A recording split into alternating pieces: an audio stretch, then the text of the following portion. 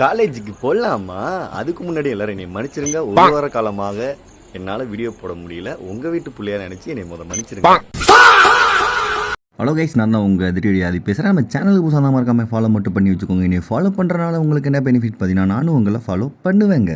பிளாக்கியில் போகலாமா தாராள போகலாமான்னு சூஸ் பண்ணி ஒரு வழியாக போயிட்டு பஸ் ஸ்டாண்டுக்கு போய் பஸ் ஏறிட்டேங்க. பஸ் ஏறினதுக்கப்புறம் ஒரே தலைவலியாக இருந்துச்சு. ரொம்ப நாள் கழிச்சு காலேஜ் போகிறனால என்னன்னு தெரியல.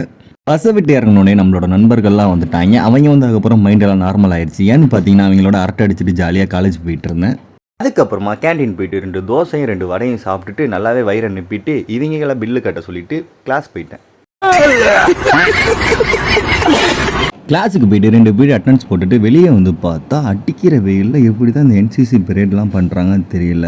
நமக்கு கொஞ்சம் நேரம் இந்த வெயிலில் பண்ணவே தலையெல்லாம் சுற்றுது. எப்படி தான் இவங்க பண்ணுறாங்கன்னே தெரியல. ரொம்ப கஷ்டம். ஆனால் அதுக்கப்புறம் நம்ம காலேஜில் விழிப்புணர்வு பேரணி ஒன்று நடந்துச்சு. அந்த பேரணி எதுக்காக நடந்துச்சுன்னு பார்த்தீங்கன்னா, இந்திய மக்கள் தொகை கணக்கெடுப்பு 2027 நடக்குதுல்ல, அதுக்கான விழிப்புணர்வு பேரணி நடந்துச்சுங்க. இதில் பெரும் தலைவர்கள் மற்றும் நம்ம ஹெலன் மேமும் கலந்து கொண்டாங்க.